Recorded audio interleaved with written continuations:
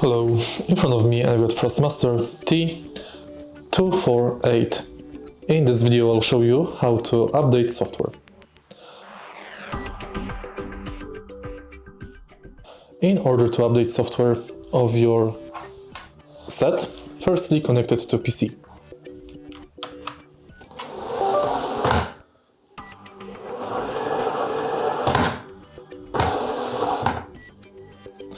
Once it's calibrated, go to THRUSTMASTer website, search for your product T248X and scroll down.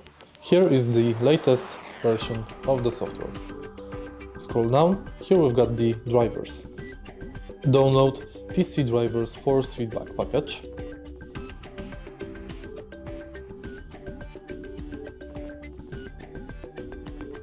Install it, and now select Reset Computer Now.